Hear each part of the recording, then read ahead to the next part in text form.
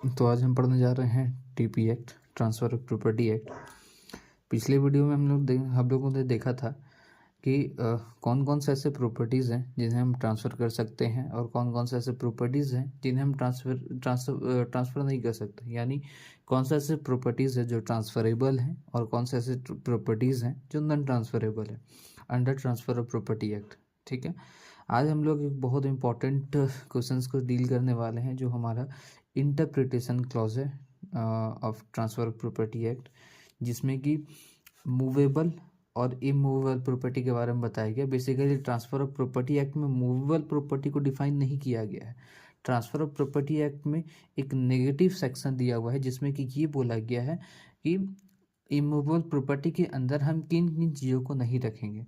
तो बेसिकली आज हम लोग यही चीज़ को डील करने वाले हैं कि हम ट्रांसफ़र ऑफ प्रॉपर्टी एक्ट में जब भी मूवेबल प्रॉपर्टी या इमूवेबल प्रॉपर्टी के बारे में बात करें तो हम किन किन प्रॉपर्टीज़ को कंसिडर कर सकते हैं।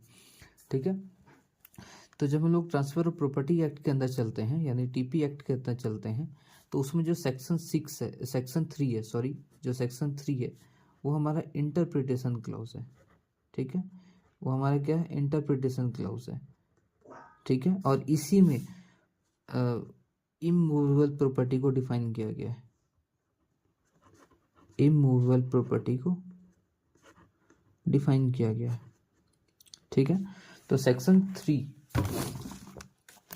3 of transfer of property act ये बोलता है कि immovable property does not include, क्या क्या इंक्लूड नहीं करेगा, तो स्टैंडिंग टिम्बर, ग्रोइंग क्रॉप्स और ग्रासेस। ठीक है, यानी जो स्टैंडिंग टिम्बर है, ग्रोइंग क्रॉप्स हैं और ग्रासेस हैं, इन सबको हम इमूवेबल प्रॉपर्टी नहीं बोलेंगे। ठीक है, तो सेक्शन 3 क्या बोला हमारा कि जो इमूवेबल प्रॉपर्टी है वो डज नॉट इंक्लूड, क्या इंक्लूड नहीं करेगा, standing timber,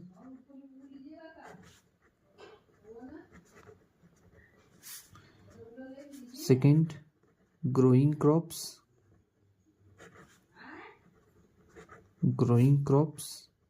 and third grasses. ठीक है, तो सेक्शन 3 जो ट्रांसफर ऑफ प्रॉपर्टी एक्ट है ये बताता है कि इमूवेबल प्रॉपर्टी में क्या क्या चीज़ें नहीं आएंगी, यानी किन किन चीज़ों को हम इमूवेबल प्रॉपर्टी नहीं बोलेंगे। तो ये 3 चीज़ों के बारे में बताता है। पहला है हमारा स्टैंडिंग टिम्बर, हम इसके बारे में समझेंगे कि स्टैंडिंग टिम्बर किन्हें कहते हैं और किन्हें एज अ स्टैंडिंग टिम्बर माना जाता है और वो इमूवेबल प्रॉपर्टी नहीं होंगी, वो मूवेबल प्रॉपर्टी होंगी। ठीक है, दूसरा है हमारा growing crops and the third one is grasses. ठीक है, तो ये 3 चीजें, स्टैंडिंग टिम्बर, ग्रोइंग क्रॉप्स और grasses, standing timber, growing crops और ग्रासेस, तो ये 3 चीजें हमारे क्या है, इमूवेबल प्रॉपर्टी के अंदर नहीं आती है। ये हमारा सेक्शन 3 बताता है। तो क्या आता है इमूवेबल प्रॉपर्टी के अंदर? ठीक है, तो हम किसे इमूवेबल प्रॉपर्टी कहेंगे, किसे हम इमूवेबल प्रॉपर्टी कहेंगे? ये जो डेफिनेशन है ये अभी भी क्या है, अनक्लियर है।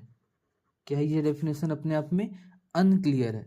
तो हम किसी भी पर्टिकुलर थिंग का या किसी भी पर्टिकुलर वर्ड का जब डेफिनेशन हमें नहीं पता चल पाता है तो हम एक बारी जनरल क्लॉजेज एक्ट के अंदर जाते हैं। ठीक है, तो जब हम जनरल क्लॉजेज एक्ट का बात करते हैं, जनरल क्लॉजेज एक्ट का बात करते हैं, क्लॉजेज एक्ट 1897, उसका जो सेक्शन 4 है उसमें इमूवेबल प्रॉपर्टी को डिफाइन किया गया है।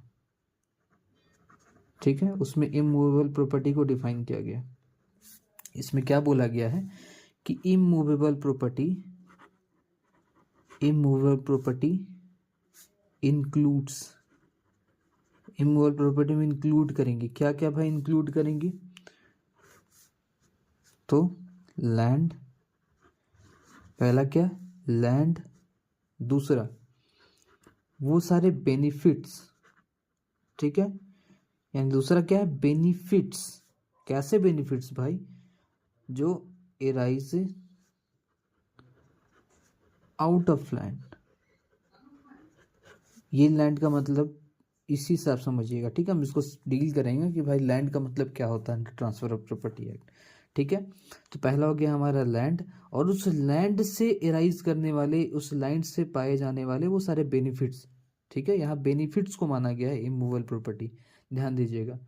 Now third one is things attached to the earth, ठीक है। Things attached to the earth. अब ये जो things attached to the earth है, इसका मतलब जानने के लिए हमें वापस से ट्रांसफर ऑफ प्रॉपर्टी एक्ट में आना पड़ेगा, सेक्शन 3 के अंदर, ठीक है। तो ट्रांसफर ऑफ प्रॉपर्टी एक्ट में सेक्शन 3 में जब हम लोग आते हैं तो यहाँ पे इसके बारे में बताया गया कि things attached to the earth का मतलब होता है ऐसे थिंग्स जो रूटेड है इन द अर्थ, ठीक है, ऐसे चीज जो इम्बेडेड है इन द अर्थ, और ऐसे चीज जो अटैच्ड है उन सारी चीजों से जो इम्बेडेड है permanently for the permanent beneficial enjoyment of that attached property, ठीक है। तो 3 चीजों के बारे में बताया गया हमारा अटैच टू द अर्थ का मतलब, ठीक है। तो सेक्शन 3 के अंदर वापस से हम things attach to the earth का मतलब समझते हैं कि things attached to the earth, इसका मतलब क्या होता है। पहला, things embedded in the earth, ठीक है। दूसरा, things attached to what so embedded in the earth. Now the third one is things rooted in the earth, but इसमें जो things rooted in the earth है इसमें बट एक्सेप्ट 3 चीजों को छोड़ करके, वैसे थिंग्स जो रूटेड है इन द अर्थ में उनमें से 3 चीजों को छोड़ करके, पहला स्टैंडिंग टिम्बर,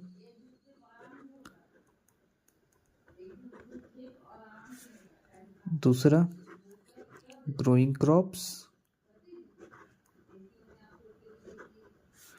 एंड तीसरा ग्रासेस, ठीक है।